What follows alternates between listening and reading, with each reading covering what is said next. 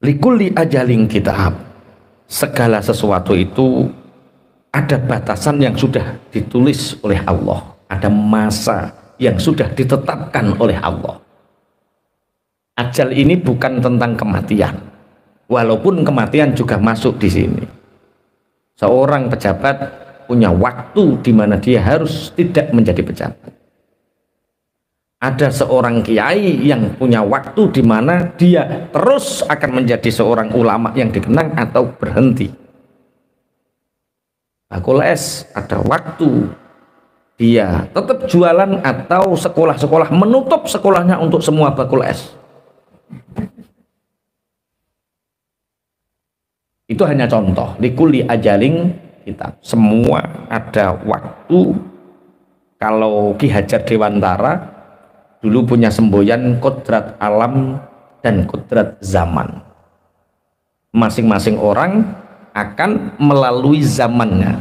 Jadi nek wis zamane beda, solusine beda, cara dakwahe beda. Likulli ajalin kitab. Orang itu akan menemui zamannya, menyelesaikan masalah dengan zamannya, dan akan bangkit dengan zamannya. Likulli ajalin kitab. Dan beda zaman, beda. Zaman Mas Thoib pacarane nganggo surat. Anak-anak muda dulu sing pinter gawe puitis, gawe surat oleh pacar zaman biyen. Setelah pacar surat-suratan terus telepon koin.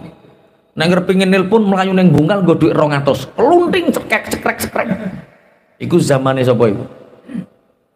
Zamane Cawin. Bar kuwi terus warnet. Bar warnet semua punya zamannya. Dulu saya itu ingat ada orang ngomong, kue ngono ki sumben jaman biyen kan nek ngambil air itu rak pakai sumur kumpan. Sumur kumpan. Saat itu belum ada sanyo. Saya kelas 5 SD, adanya dragon itu. Lah sumur dragon sing dienggo atraksi cacah iki lho. Ngene ceprak lho. Ya perkara gak neng balungane kok kayak balungan yang merempul ndase kok. Kan gak ono balungane.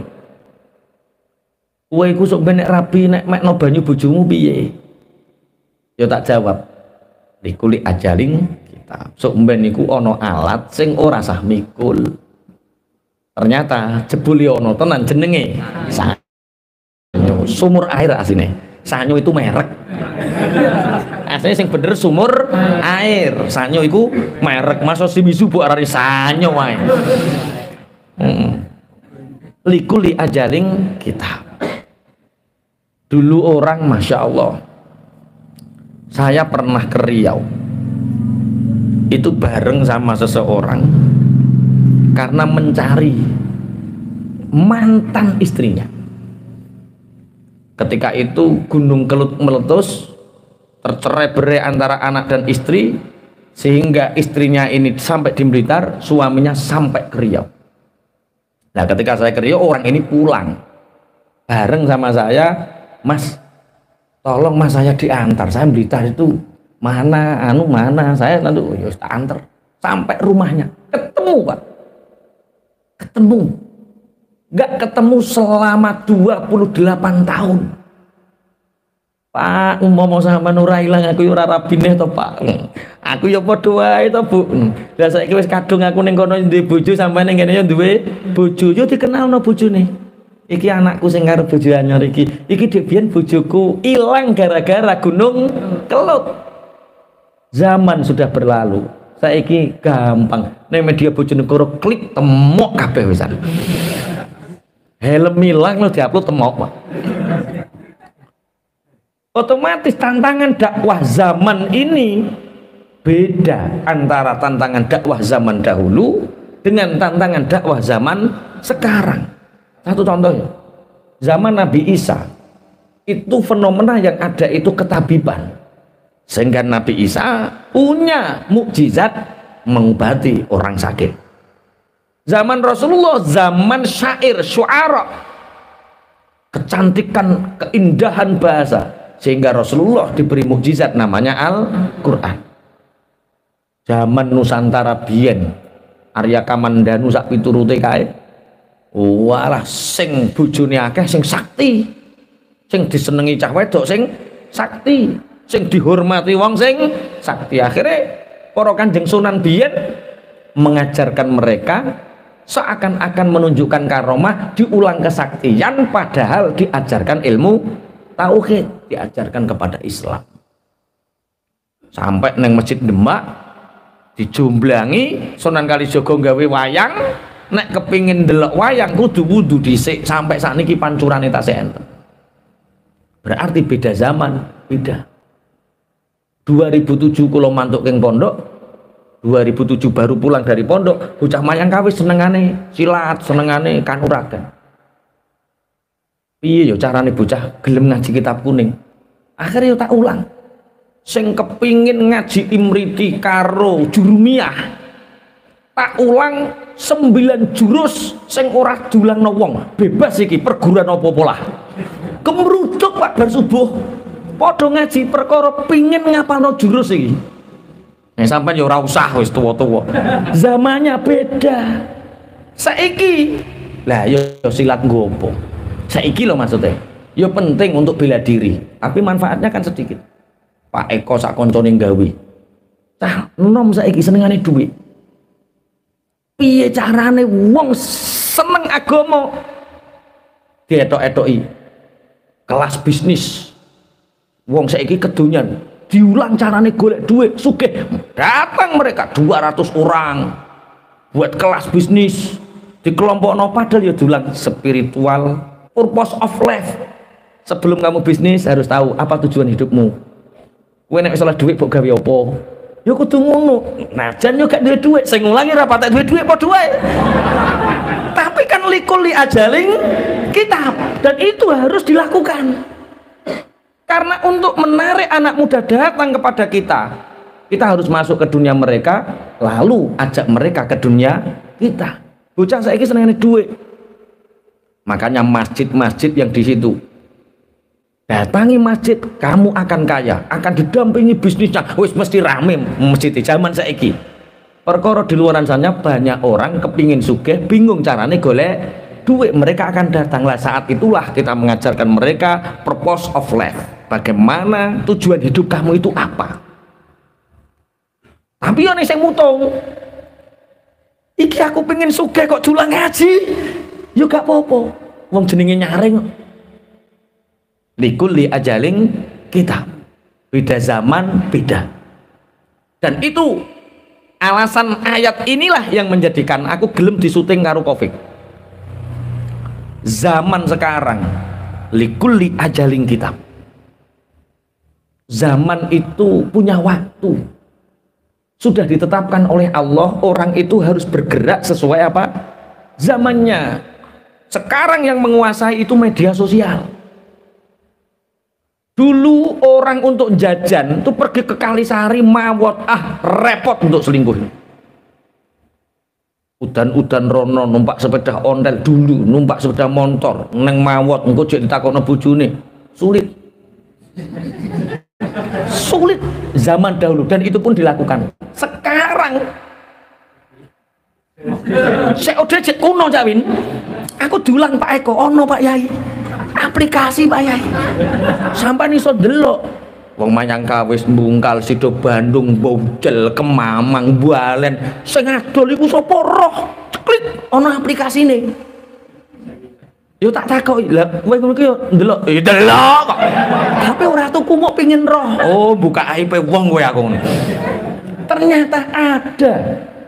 Ya Allah, kalau kemungkaran sudah dipublis sedemikian rupa, maka kebaikan fardu ain harus ditampakkan sedemikian rupa. Lane jihad Iwan karo Fajar yo nyuting ngene iki jihad. Jihadnya hari padumu riak pamer, riak urusan guri sing biji Gusti Allah. Tapi nek kadung media sosial ini dikuasai oleh orang-orang yang nggak bener, maka berarti kita cara dakwah tidak sesuai zamannya. Tapi saya tidak mengkritisi orang yang tasawuf seperti Mas Toib. Masya Allah Pak Yai, kula mboten kuat ningali HP, Masya Allah. Pun tiang-tiang mawon kula mboten kuat, astagfirullah. Baik, seperti itu baik.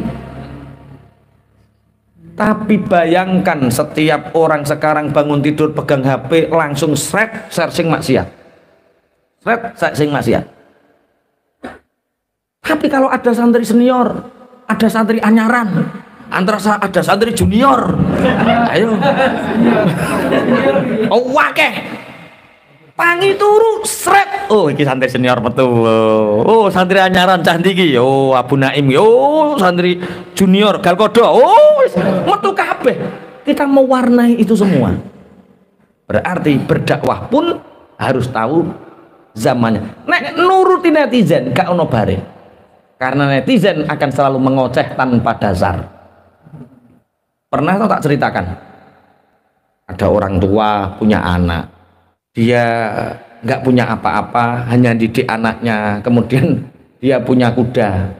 Satu-satunya aset hartanya adalah kuda. Kemudian kudanya hilang. Lari ke tengah hutan. Para netizen mengatakan, malang sekali nasibmu kek. Kuda satu-satunya hilang. Jadi kakek ini mengatakan, nak, walaupun kita kehilangan kuda, jangan katakan malang. Karena apa yang terjadi itu pasti ada hikmahnya.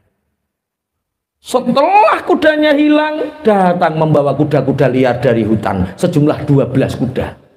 Para netizen mengatakan, beruntung kayak yo, hilang ternyata sekarang bawa kuda. Jadi kakek yo belum tentu. Kadang Allah menguji kita dengan kehadiran kuda ini.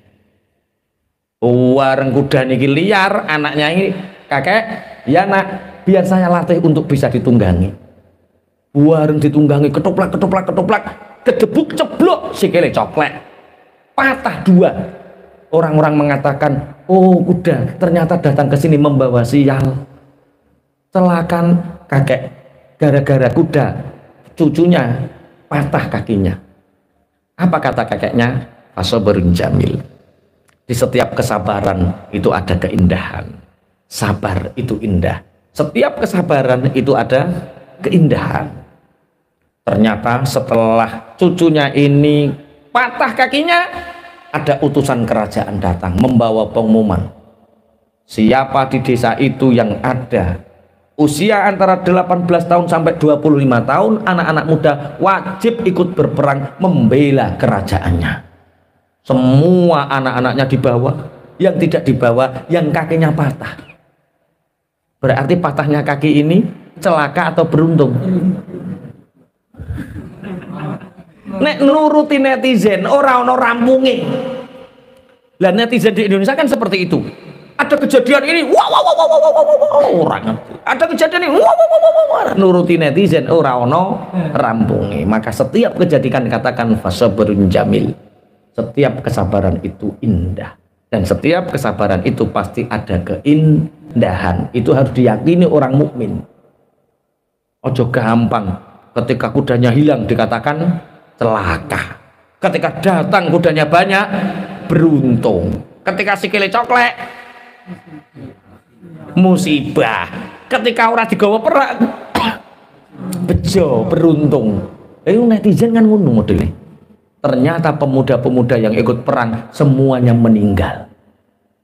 Sehingga kakeknya ini bisa meneruskan generasi keturunannya karena anaknya tidak ikut perang. Bakul Esra Payu, fasoberun jamil. Teko omah, Bu, ini ngopo Pak? Rasah adan. Apa mangan es wae. Ono apa le Pak? Fasoberun jamil. Ya Allah ya Rabbi ya Karim. Pun likulli ajalin kitab. Yamhullahu ma yasha'u wa yuthbit wa indahu ummul kitab. Allah menghapus apa yang Allah kehendaki dan menetapkan apa yang Allah kehendaki. Wa indahu ummul kitab. Dan di sisi Allah semua ketentuan sudah tercatat. Sebelum orang hidup zaman sekarang, Tahun 2000 sudah dinyanyikan, tahun 2000 tahun harapan. Teknologi akan merajalela. Dan itu hari ini hampir menjadi kenyataan. Saya kemarin diceritani Mas Kofik, tahun berapa puluh itu, ketika kuda masih banyak, itu ada seorang insinyur yang ingin membuat mesin mobil melalui energi uap. Dicaci, dihina. Wong jarane cek akeh, lha opo kok nggawe penggerak melalui uap? Kan enak toh didorong pakai kuda. Tapi itulah yamhullahu ma yasha'u wa yusbit. Zaman akan berganti. Dulu dokar ditarik pakai kuda. Akhirnya dengan menggunakan mesin modeling ngono. Saiki tambah ngene. Dulu zaman penjajahan orang bisa beli ponik, masya Allah. Joko nek wis ponik ini wis ngrentengi jadi zaman. Sepeda ponik, bar sepeda ponik terus sepeda Brompit, bar Brompit terus 75. Ono sudah motor atek-atek 75. Sakniki masya Allah ono yamhullahu ma yasha'u wa yusbit wa indahu ummul kitab. Jadi kita harus bergerak sesuai zaman kita. Kita harus mendidik anak kita sesuai zamannya. Ketika orang tidak memahami yamhullahu ma yasha'u wa yusbit wa indahu ummul kitab, orang mendidik anak dengan zamannya tidak akan terjadi sinkron. Duit 1,5 juta buat tukokno HP nggo apa to le buat tukokno wedhus rak manak. Itu zaman biyen. Padahal zaman saiki wedhus ngenteni 9 wulan manak, HP cukup upload sedina wis manak. Paham maksudnya nggih? Orang harus tahu zamannya. Dakwah harus dengan zamannya. Mencari maisha harus dengan zamannya. 2015 teman-teman itu tak omongi, sebentar lagi pasar-pasar tradisional itu akan semakin sepi. Kenapa? Parkirnya becek, untuk jalan saja panas-panasan. Nanti akan dikalahkan oleh orang-orang yang mereka mager, malas gerak. Rono awang-awangan, rene awangan, mulane bojomu lemu-lemu. Mager kabeh bojone, malas gerak, gak ngandel. Halah pokoknya selama pasar rejek buka saya akan selalu ke pasar. Ternyata hari ini apa yang terjadi? Orang-orang yang di pasar-pasar tradisional bingung, katanya pasar kok tambah sepi. Ora sepi mbah, ngaleh nek tuku. Sekarang tuku ikut cukup klik diterno. Panitia pembangunan masjid hari ini kalau masih mengandalkan door to door, dari pintu ke pintu, maka akan sangat terbatas sekali dan lama akan jadi. Tapi kalau pakai web, tanya pada yang ngerti. Di luaran sana banyak orang nyumbang, itu nggak ingin tahu masjidnya kayak apa, cukup buka web, seret, klik sudah nyumbang. Ora kok door to door. Sudah ketinggalan zaman. Kadang PT masjid lo nyumbangin yang Sumatera kono, link transfer 5 juta neng kono. Karena apa? Lihat web, wayah ape turu klik, oh kono masjid dibangun ape ndi, oh Khazinatul Abror. Wah lagi 10 November wis ape dadi, aku kudu ndang gageng nyumbang, gak nyumbang kok selak entek kuotane, klik. Cepet hari ini tuh sesuai zamannya. Orang yang tidak sesuai zamannya akan ditinggal. Yamhullahu ma yasha'u wa yusbit wa indahu ummul kitab. Dan itu sudah ditentukan oleh Allah. Zaman itu di zaman azali sudah tercatat. 2019 ana corona ya wis kecatet. 2020 ana corona, bocah lulusan corona itu 20 kecatet. Marine 2022 kecatet wa indahu ummul kitab.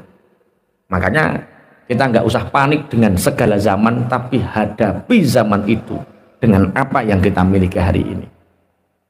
Dulu Orang sangat dihormati itu kalau punya ijazah tinggi, S3, sangat dihormati betul. Untuk naik jabatan cepat. Tapi hari ini orang yang paling dihormati itu orang yang punya dua hal, social skill dan spiritual skill. Spiritualnya baik, dia punya akhlak, punya adab. Dia punya social skill, punya follower banyak, punya jaringan banyak. Mana nek kepingin menguasai zaman ini, kuasai dua hal, social skill, spiritual skill. Saiki kula medal-medal sebelum 5 tahun yang lalu mesti ditakoi lulusan sarjana apa. Sejak 4 tahun terakhir nggak pernah ditanya lulusan apa, karena mereka bisa melihat lewat media sosial, lewat media apa, social skill dan spiritual skill. Nah, beri kertas ijazah, yo kita akan kehilangan momen itu. Paham gak maksudnya ya? Yamhullahu ma yasha'u wa yuthbit wa indahu ummul kitab. Ayo kita taklukkan zaman ini sesuai yang dikehendaki Allah. Dakwah harus sesuai dengan zamannya. Mengajak orang Islam menuju agamanya dengan baik harus dengan zamannya. Bekerja juga harus dengan zamannya. Ora usum saiki ana wong sugih didarani ngingu tuyul. Bocah kuwi ra tau metu ning kamar kok bangun rumah tuku mobil wingi ngutuyul to piye. Sekarang kan nggak ada yang seperti itu. Karena apa? Orang tahu bahwa dengan kotak ajaib namanya HP bisa merubah banyak orang. Hari ini di beberapa media sosial sudah marak nyalon lurah wis ora nganggo duit. Nyalon DPR wis ora nganggo duit. Neng Kediri itu ada kepala desa, anak muda, usia 23 tahun. Iso dadi lurah tanpa modal duit, hanya modal aplikasi. Koordinasi lewat aplikasi semua. Wah, menjual apa namanya? Visi misinya menjual. Wow, laku sekarang. Nek zaman orang enggak. Botoh, ngelumpukno, nyangoni, ngekei mangan, wah effortnya tinggi, Pak. Sekarang gak usum, cah nom nyalon lurah, gawe aplikasi sing keren, njaluk gawe no Dimas nu piye carane, konsolidasi lewat situ, kita tanamkan kebaikan, money politik kita lawan. Itu zamannya harus seperti itu. Ojo bu anggap terus zaman edan terus kue, aku cekelan HP maksiat terus gak wani tenan aku, gak wani tenan. Gak wani tenan aku, gak wani astagfirullah, jenenge kotak setan ya gue astagfirullah. Kalau kamu mendidik anakmu dengan zaman itu bukan seperti zamanmu, apa yang terjadi? Tapi bocah pondok kok gak oleh nyekel HP Pak Yai, urung wayahe. Ibarat iki bocah ijek umur 2,5 tahun, HP tak anggap koyo gladi. Sangat berbahaya. Ketika sudah waktunya nek wis iso iris-iris, ya sudah harus dilepaskan. Pun ditambahi. Orang hidup sesuai zamannya. Kalau Ki Hajar Dewantara dulu itu mengistilahkan kodrat alam dan kodrat zaman. Yang ditanyakan Ki Hajar Dewantara, apakah pendidikan kita bisa mengalahkan zamannya? Itu pertanyaannya. Apakah pendidikan kita, sekolah kita bisa mengalahkan zamannya? Kalau pondok, saya katakan pondok bisa mengalahkan zamannya, karena pondok hari ini tetap mempunyai dua hal, spiritual skill dan sosial skill. Bermasyarakatnya dia baik dan spiritualnya dia baik, dan dia akan mengalahkan zamannya. Kalau sampai sosialnya buruk, neng ngarepe wong dolanan HP ngene neng ngarepe wong, itu sosialnya buruk. Wayahe ning Pak Dini yo ora kok cah cilik tok sak do sampean piring ning warung input cip. Lah yo gerang-gerang input cip aja. Ayo kita apa cipluan? Mosok input cipluan. Ayo tambahi 2 ayat lagi, 3 ayat lagi. Wa imma nuriyannaka ba'dal ladzi na'iduhum aw natawaffayannaka fa innama 'alaikal balaghu wa 'alainal hisab. Awalam yarau anna na'til arda nankusuha min atrafiha wallahu yahkumu la mu'aqqiba li hukmihi wa huwa sari'ul hisab. Sahabat-sahabat pejuang, teman-teman yang hari ini terus memperjuangkan agamanya Allah, ayat ini menjadi penyemangat kita bahwa finish kita itu nanti di akhirat. Allah dawuh, Rasulullah dihujat karena istrinya banyak, diturunkan ayat wa ja'alna lahum azwaja wa dzurriyyah. Kemudian yamhullahu ma yasha'u wa yuthbit wa indahu ummul kitab. Wa imma nuriyannaka ba'dal ladzina iduhum. Dan sungguh aku akan memperlihatkan kepadamu Muhammad sebagian orang yang aku menjanjikan kepada mereka kekalahan dan kematian mereka. Auna tawafayanna, atau aku mengambil ruhmu Muhammad. Fa inna ma 'alaikal balaghu wa 'alainal hisab. Maka sungguh bagimu adalah menyampaikan risalah dan bagiku Allah adalah hisab. Muhammad, ada dua hal ketika berjuang. Satu, kamu akan menyaksikan orang-orang yang menghinamu, orang-orang kafir, kamu akan menyaksikan mereka akan dikalahkan. Satu. Atau mungkin yang terjadi adalah mereka tidak dikalahkan dan kamu meninggal. Terus umpama kue meninggal, orang-orang kafir bisa hidup, apakah kamu kalah? Tidak. Fa inna ma'alaikal balad. Tanggung jawabmu adalah menyampaikan risalah. Dan hisab hanya milik Allah nantinya. Jadi wong berjuang ini ojo kok mikir kalah menang, iso niteni apa? Ora, bukan. In alaika illal balad.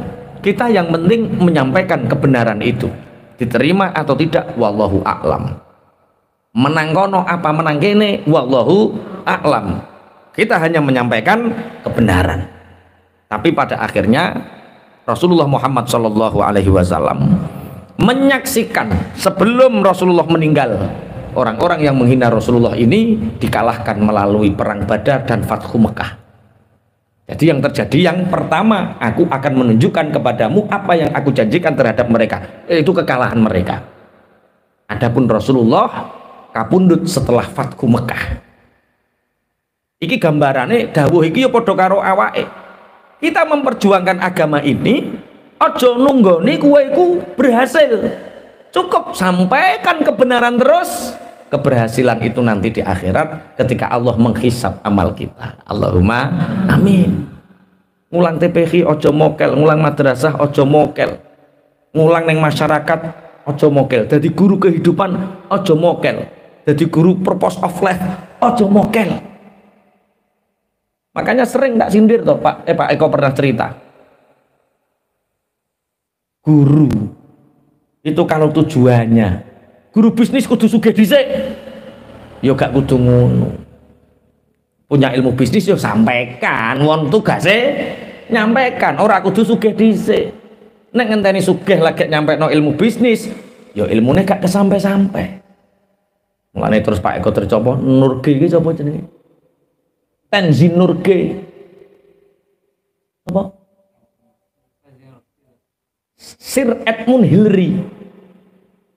Sir Edmund Hillary itu orang yang menaklukkan gunung, jenenge Gunung Everest apa Himalaya?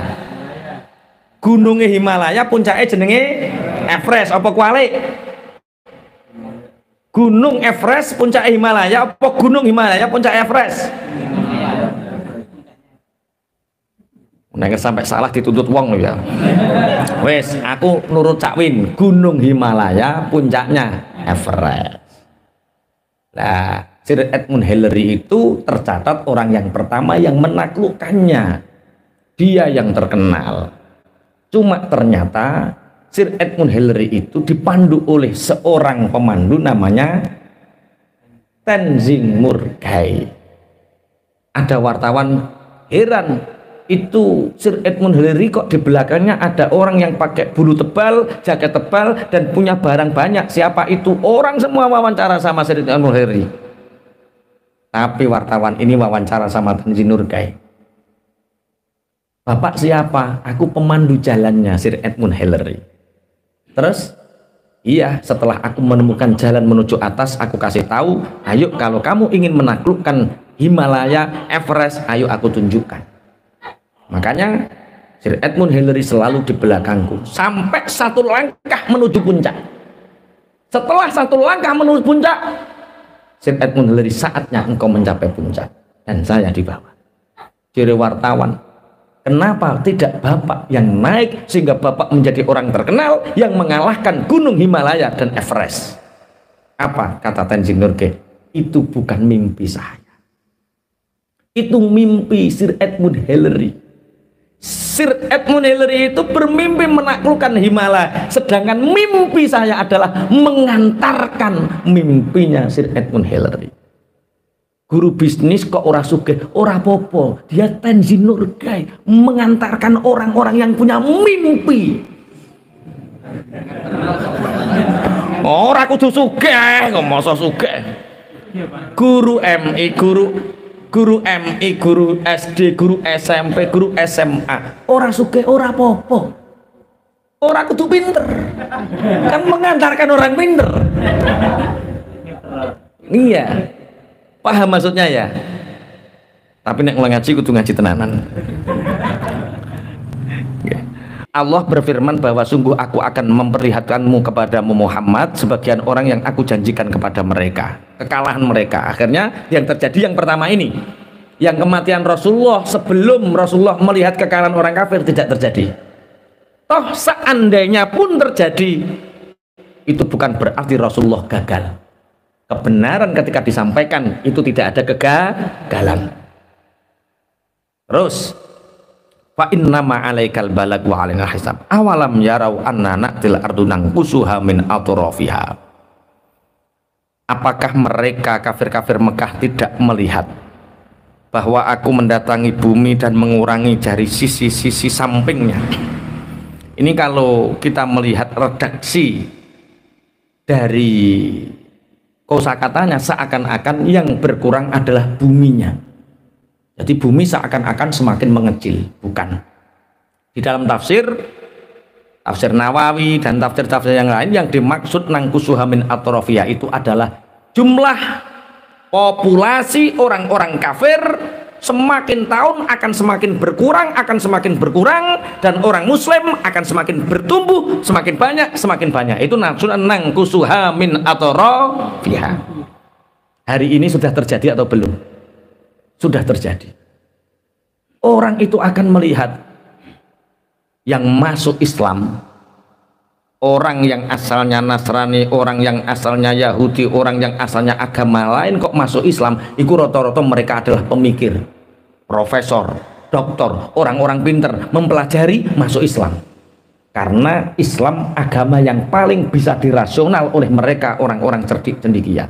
Tapi kok ana wong murtad saka wong Islam, murtad iku mesti wong kiri, ra duwe dhuwit, disogok, perkara penyakitan dikai obat, perkara paceklik dikai sarimi, murtad. Beda banget kelasnya. Makanya awalam yarau anna na'til ardu nanqusuha min atrafiha. Apakah orang-orang kafir Mekah itu tidak tahu bahwa aku mendatangi bumi dan bumi ini akan berkurang dari sisi sampingnya? Maksudnya orang-orang kafir akan semakin terkikis, semakin mengecil. Seakan-akan bumi semakin sempit bagi orang-orang kafir. Hari ini lihat, Eropa, Masya Allah, genggap gempita. Dulu stadion itu enggak ada musola, sekarang ada musola. Dulu orang Islam itu seakan-akan dibenci, sekarang lihat perkembangan Eropa semakin banyak muslimnya. Bahkan Yusuf Qaradawi almarhum yang kemarin meninggal wasiat kepada santri-santrinya, pergilah ke Eropa, nikah 4, punya anak sebanyak-banyaknya. Dengan populasi yang meningkat, populasi orang Islam akan semakin banyak dan orang-orang yang bertauhid akan semakin menyebar. Dewi jenis poligami punya nilai dakwah. Iya, pindah ning Eropa? Ayo. Ayo. Mas Toib tak kongkon ning Eropa nyasal teko Afrika deh. Wong Eropa kok ireng-ireng ngene. Walah ora sido anu. Nah pun, jadi perkembangan populasi orang Islam akan semakin meningkat, semakin meningkat, semakin meningkat. Dihujat apapun Islam, dijasis apapun Islam, dihina apapun Islam, Islam akan terus berkembang, berkembang, berkembang.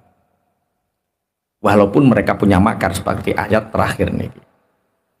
Wa qad makara alladziina min qablihim falillahil makru jami'a ya'lamu ma taksibu kullu nafsin wa sayalamul kuffaru liman 'uqbad dar wa yaqulul ladziina kafaru lasta mursala qul kafa billahi shahidan baini wa bainakum wa man 'indahu ilmul kitab.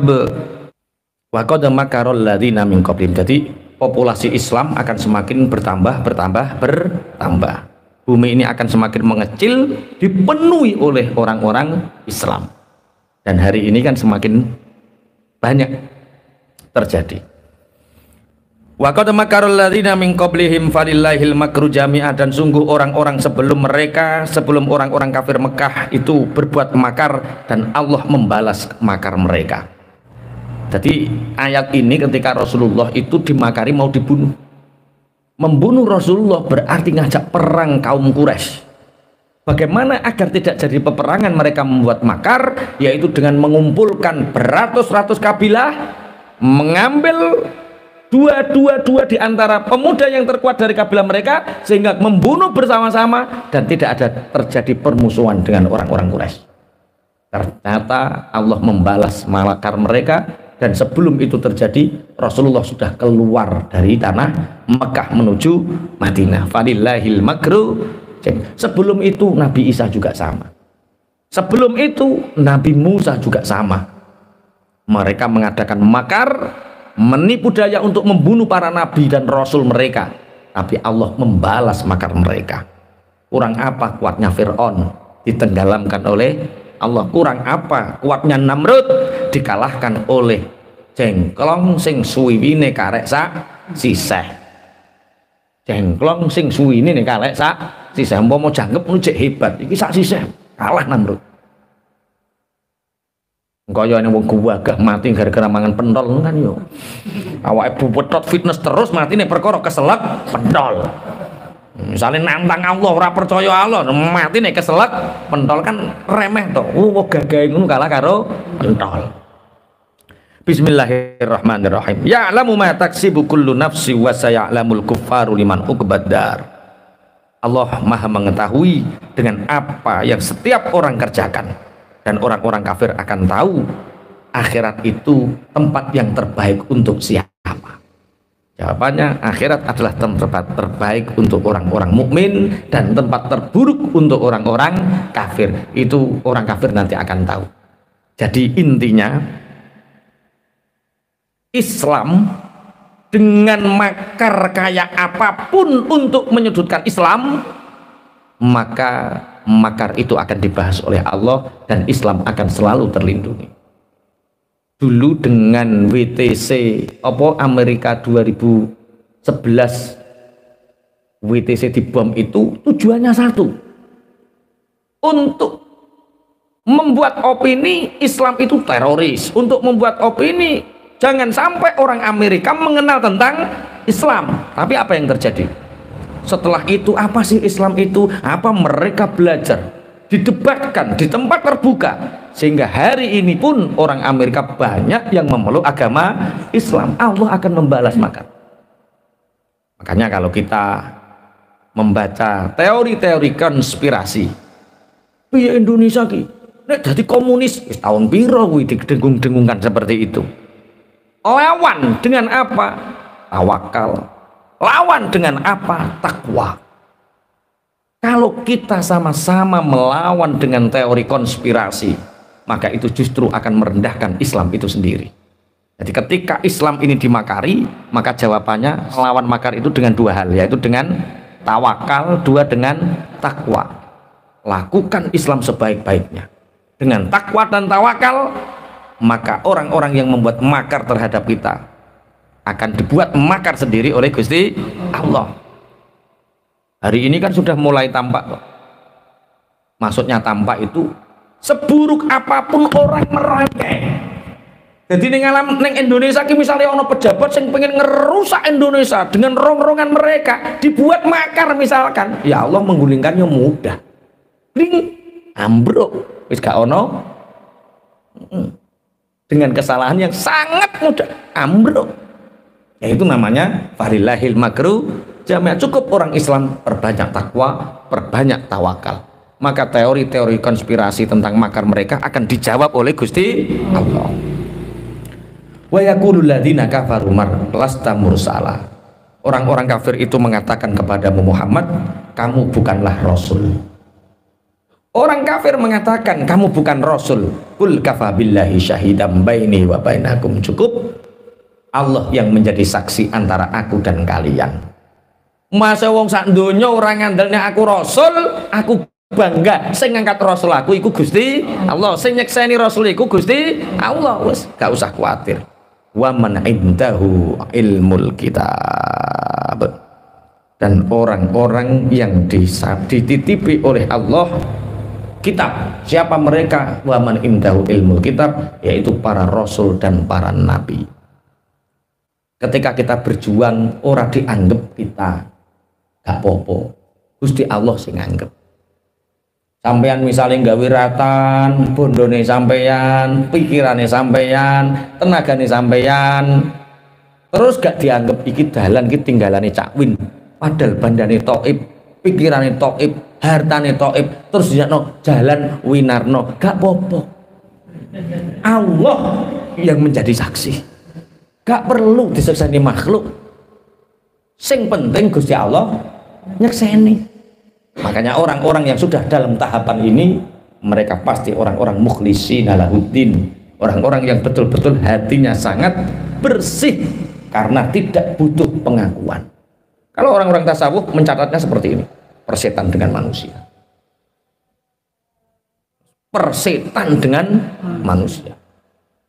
Terus nggak status persetan para netizen. Salah opo netizen nih, persetan dengan netizen. Artinya pujian mereka, hinaan mereka tidak berpengaruh terhadap apa yang kita lakukan dari semua amal kebaikan kita. Kalau kita beramal karena Allah, ya cukup Allah yang menjadi saksi. Persetan dengan para netizen, persetan dengan para manusia, yang manusia itu kadang ono eleke jiri celaka, ono apike jiri beruntung, padahal celaka dan beruntung yang tahu hanya Allah Subhanahu wa taala. Al-Fatihah.